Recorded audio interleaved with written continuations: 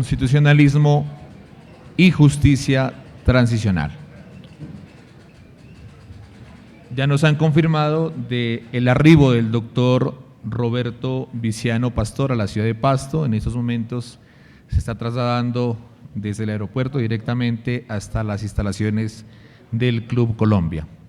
En tal medida, vamos a iniciar con la conferencia del doctor Carlos Medina Gallego, quien va a disertar acerca de la justicia transicional como constituyente simbólico de la reparación integral de las víctimas y fundamento de la reconciliación. Por favor, recibámoslo con un fuerte aplauso.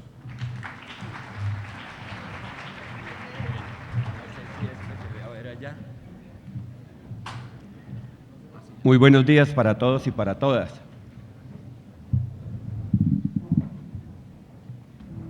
Quiero primero que todo expresar mi agradecimiento a la Universidad del Nariño, a la Facultad de Derecho y a los organizadores de este congreso por la cordial invitación que me han hecho a participar en él y abordar un tema tan importante como el de la reparación en el proceso de la garantía de los derechos fundamentales de las víctimas, de los derechos de las víctimas. Quiero comenzar un poco discutiendo con el panel anterior. En los escenarios de la academia es fundamental que las reflexiones se vayan construyendo en argumentos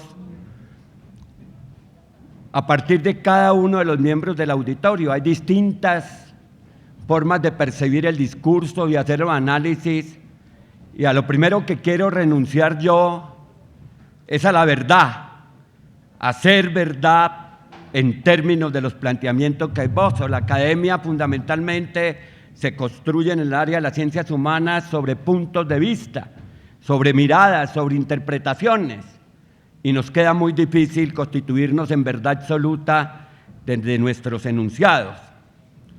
Lo primero que quiero hacer defensa es del proceso de La Habana en términos de lo que se hizo allí en materia de justicia.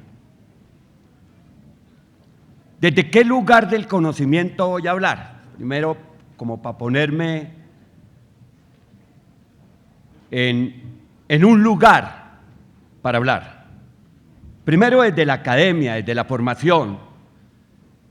Desde mi formación como politólogo, esencialmente hay que corregir la hoja de vida, porque con esta cosa de los títulos falsos y todo ese tipo de cosas hay que corregir eso, porque hay muchas cosas que se dicen ahí que no soy, ¿sí?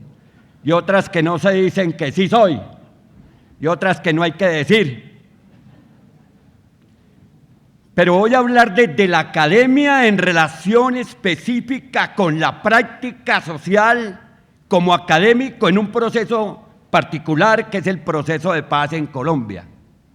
Voy a hablar como director del Departamento de Ciencia Política de la Facultad de Derecho de la Universidad Nacional, pero además voy a hablar como miembro del Centro de Pensamiento y Seguimiento al Proceso de Paz y desde el lugar que me correspondió jugar en ese proceso. Y es que yo fui, en alguna medida, con los miembros de Naciones Unidas y con la Conferencia Episcopal, pero fundamentalmente con los miembros de Naciones Unidas, la persona que se encargó de realizar todos los foros temáticos y de hacer todas las relatorías que iban a la mesa de conversaciones de La Habana. Es decir, yo hacía las relatorías de segundo piso, las que se llevan a La Habana para poder ser revisadas.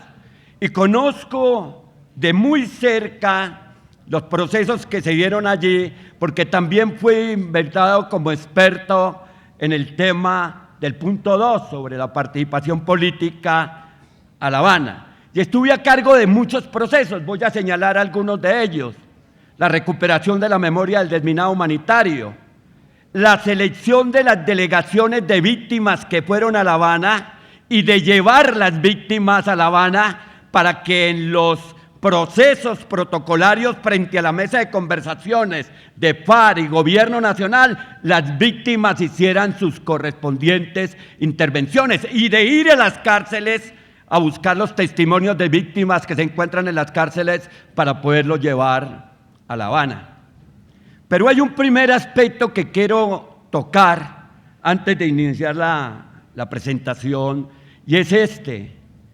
No dejó de hacerse absolutamente ningún esfuerzo, pero ningún esfuerzo por parte del gobierno y por parte de las FARC y por parte de la academia para que la mesa de conversaciones tuviera los acompañamientos y las asesorías pertinentes para definir la ruta en materia de justicia.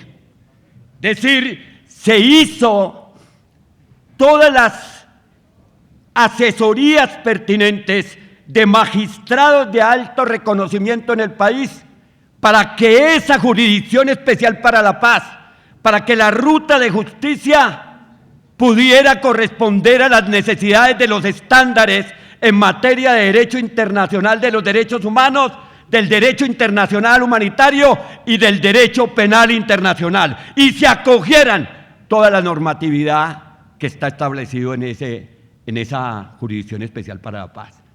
Es decir, hubo un especial esfuerzo porque se correspondiera la Jurisdicción Especial con los ordenamientos, mandatos, jurisprudencia del derecho internacional, del conflicto y de las víctimas. Ese es un primer aspecto que me parece importante.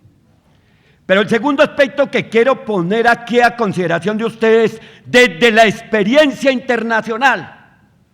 Me perdonan si grito, es que yo hablo duro por lo que soy sordo, quisiera un poco, para que ustedes no se fastidien, retirar el micrófono.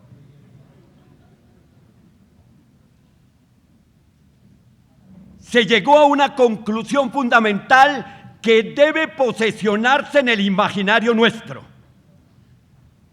Un país que aspire al 100% de la justicia y al 0% de la impunidad está condenado a vivir en la guerra.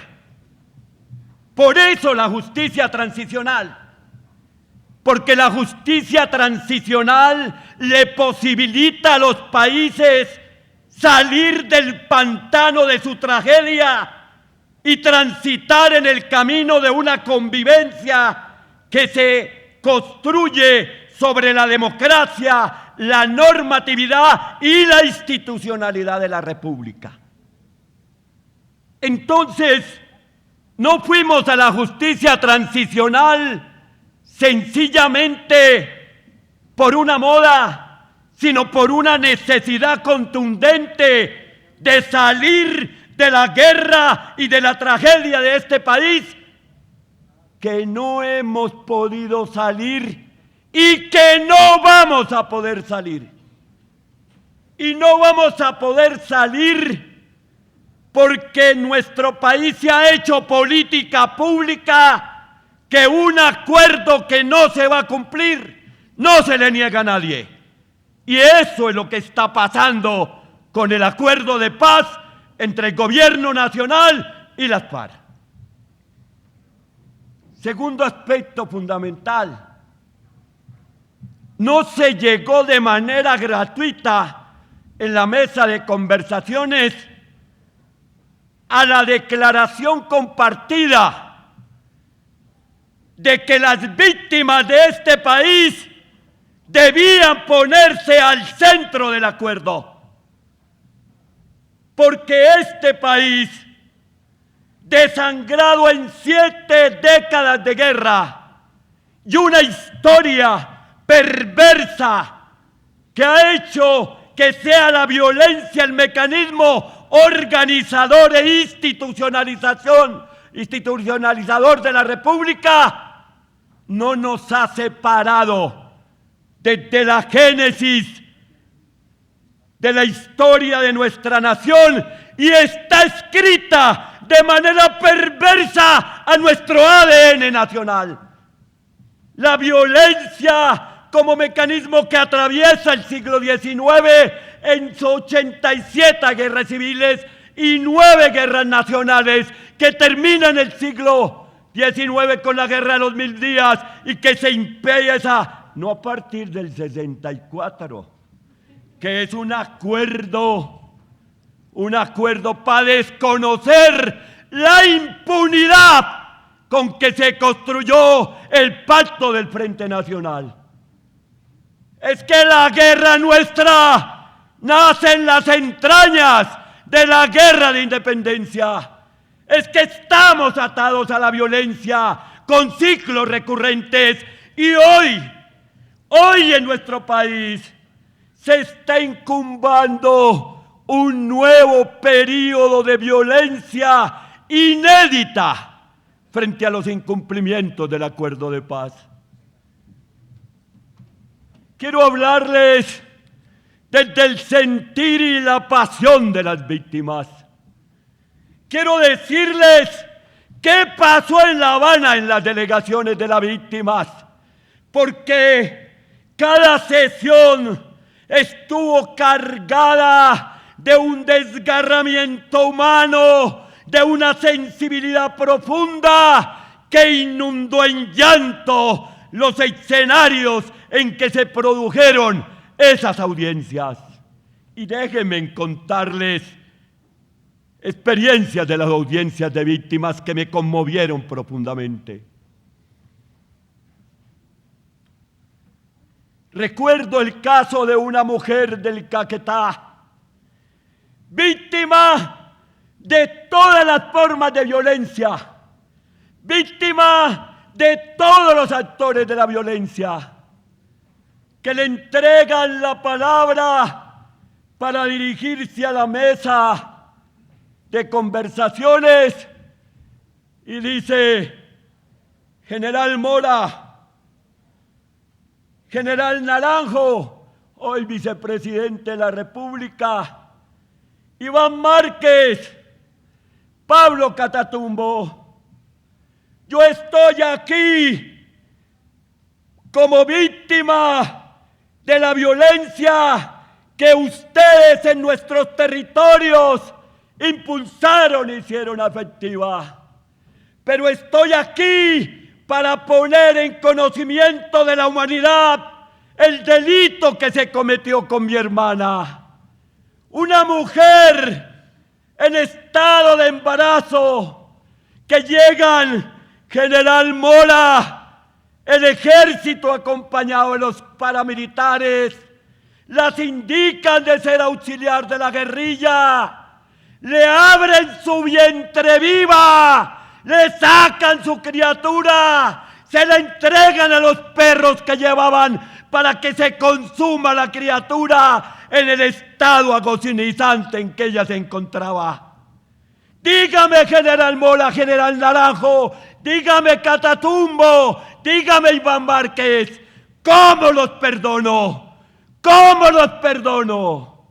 Y yo quiero decirles, General Naranjo, y yo quiero decirles, Humberto de la Calle, y yo quiero decirle, Iván Márquez, que yo, que soy la víctima, tengo el poder, la autonomía absoluta del ejercicio del perdón.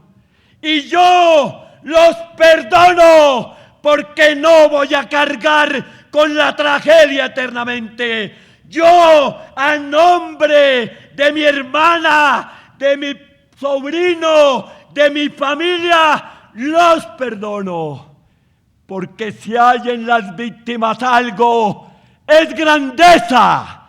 Las víctimas originales, las víctimas auténticas, las víctimas que reclaman como derecho esencial en primera instancia la verdad, porque lo que fueron a La Habana a reclamar no fue recursos ni indemnización administrativa, que yo descubrí que los hacía sentir puercos, que los hacía sentir sucios, porque no hay forma de reemplazar por lo material el sentimiento, la emoción, las cosas que nos hacen humanos en condiciones de excepcionalidad y grandeza absoluta.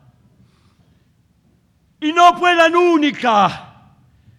Recuerdo a la representante de las víctimas del Nogal, señalando su tragedia y su dolor, enjuiciando a las FARC por los crímenes cometidos en ese club del Nogal, y diciendo que el mensaje que traen es un mensaje de paz, es un mensaje de reconciliación y es un mensaje de perdón.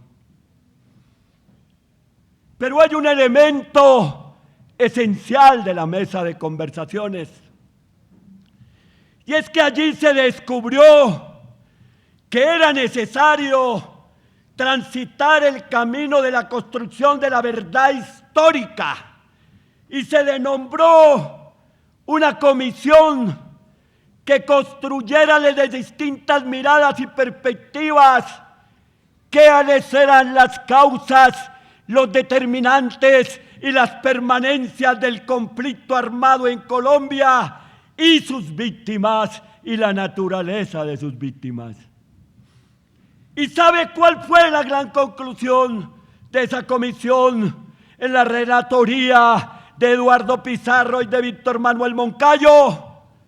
La gran conclusión es que no hay una sola verdad, que hay un pluralismo de verdades, que cada una de las víctimas tiene razón en su verdad y que este país, diverso en su condición, múltiple en su cultura, también es múltiple en sus verdades. Pero esa verdad histórica tiene una necesidad sentida nacional. Esa comisión de la verdad que hoy conduce en medio de múltiples dificultades el padre Francisco de Rú tiene una responsabilidad mayor. Yo creo que no gratuitamente se le entregó a la iglesia y no gratuitamente se le entregó a ese sector de la iglesia que son los jesuitas, y no gratuitamente en este país premoderno aún trajimos el Papa para que empapara los corazones de una Colombia violenta, cuya principal enfermedad no es la guerra, sino su principal enfermedad es la crisis de su espiritualidad nacional, construida sobre el odio, el rencor, la retaliación, el clientelismo, la corrupción, la delincuencia institucional. Es esa nuestra gran enfermedad. No es el problema de por qué nos matamos, por qué hacemos la guerra, por qué nos hemos vuelto tan novedosos en las formas de la criminalidad. El problema es que eso está conducido por un espíritu perverso que surge de la herencia colonial, atraviesa la república, se materializa en guerras en el siglo XIX. Recordemos que las dos colectividades definieron la frontera de una misma matriz ideológica en torno a la educación y a la religión. Y recordemos que venimos de una religión en la cual la absolución de los pecados humanos se logra a través de la criminalización del enviado de Dios, es decir, haciendo violencia y crímenes nos hemos construido emocionalmente. No es gratuito que desde los púlpitos todavía se envenenen los espíritus. Y no es gratuito que un país cristiano, católico, protestante, como quieran concebirlo desde la libertad religiosa, siga pensando en la prédica del odio, en la prédica de la venganza y en la destrucción del otro. Estamos en un momento supremamente difícil, pero la gran víctima de todos los procesos de paz en este país han sido las víctimas de la violencia.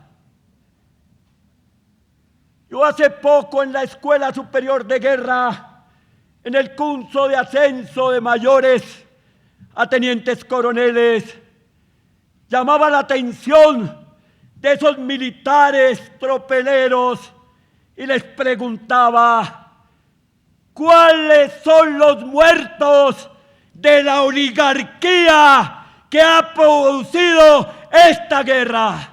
Únicamente 2 muertos de la oligarquía.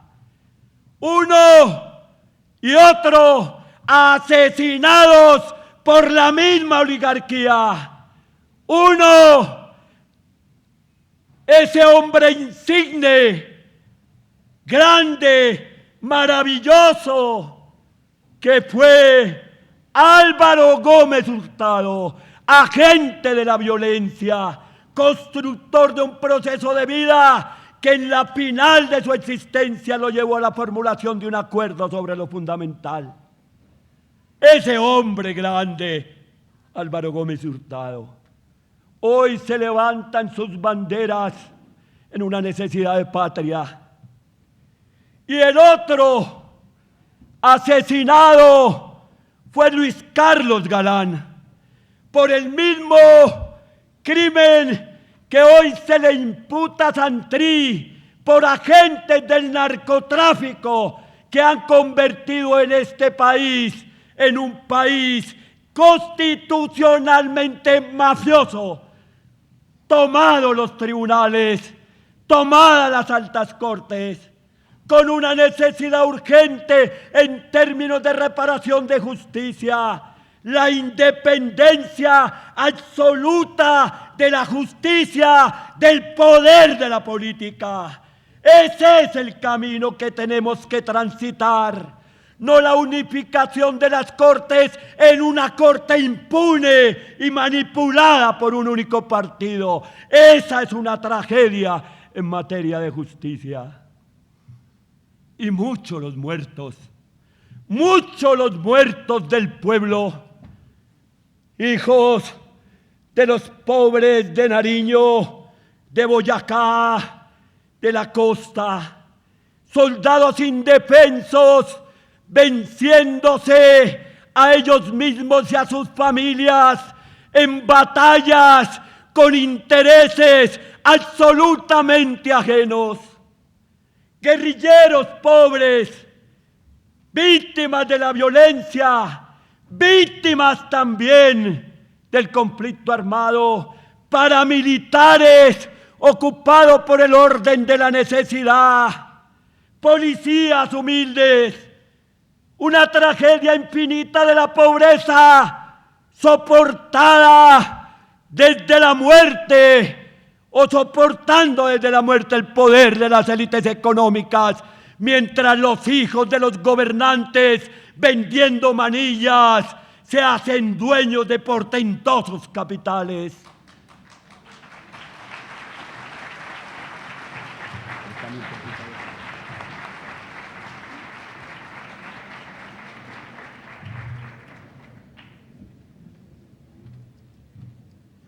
Pero hace 2 días nomás, a los pies de la tumba de Gaitán, el caudillo popular, porque déjenme contarles esto, tuve la responsabilidad de organizar la conmemoración de los 70 años del magnicidio impune del caudillo popular Jorge Eliezer Gaitán. Y había organizado los banners, y en los banners decía caudillo liberal. Y fue María Valencia de Gaitán. Y me dijo: caudillo liberal, mi abuelo. ¿Caudillo liberal de qué? Si fue la alianza entre liberales y conservadores los que criminalizaron a ese hombre maravilloso que se puso del lado de las víctimas en la marcha por los humildes en Manizales y en la marcha del silencio, donde pronuncia la oración por la paz en Bogotá, para decirle al gobierno de Mariano Ospina Pérez, que tiene que detener la violencia, como el mandato que se le dio a Santos de detener la violencia de este país en su segundo mandato. Pero si no voy mal en mis cálculos, perdónenme que les diga, Santos se va a ir con un Nobel de Paz, pero en deuda cero, porque va a quedar a cero con la implementación de los acuerdos. Ese hombre Gaitán, que nos llevó de la mano para decir algo que hoy es necesario volver a decir, como víctima que es, hablando desde la tumba. No estamos en contra de la riqueza que genera progreso y bienestar. Estamos en contra de la riqueza que genera pobreza y exclusión. Y esa es razón de su muerte.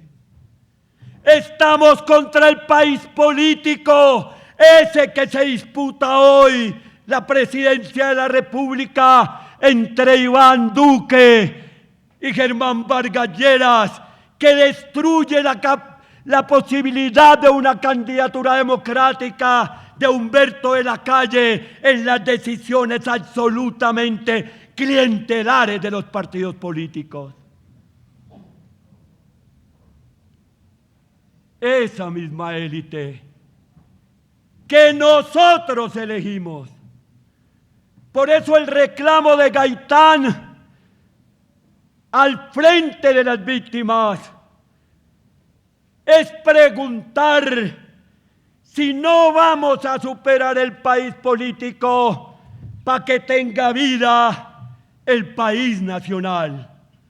Necesitamos que lejos de los intereses de las élites económicas, mafiosas, expropiadoras, criminales, que utilizan el aparato de Estado y de la justicia para desangrar el patrimonio de la nación, se ponga el país nacional que encarnan los emboladores, las vendedoras de frutas y de mercado, las maestras y los maestros, los médicos y las enfermeras, los trabajadores de todos los órdenes, los seres humildes, los necesitados, los menesterosos. Son ellos los que deben ponerse al frente para reconstruir la espiritualidad de la nación en la solidaridad y el humanismo que se requiere. El 9 de abril, apenas hace 2 días, se declaró en este país el Día Nacional de las Víctimas. Y en eso voy a centrarme yo. Voy a comenzar la ponencia después de esta acalorada intervención. Pero para no salirme del discurso, como suelo hacerlo en un discurso libre y apasionado, porque quiero decirles también algo que es fundamental. Hay pasiones perversas y hay pasiones positivas. Hay pasiones que construyen entusiasmos para la idealización y la construcción de la grandeza humana. Y hay pasiones que envenenan los corazones con mentiras para la destrucción de los sectores más necesitados y menesterosos. Por eso soy apasionado y convoco en mis clases la pasión profunda que se mezcla con la ciencia en ese proceso que también Gaitán construyó en Roma durante el periodo de formación en torno al criterio positivo de la premeditación, tan importante en la jurisprudencia y fundamentalmente en el derecho penal. Pero déjenme entrar a trabajar esta ponencia. He construido una presentación, no sé si puedo llegar a la presentación allá, para que ustedes me acompañen en una lectura explicativa para no salir en un debate largo y amplio. No, esto se bloqueó.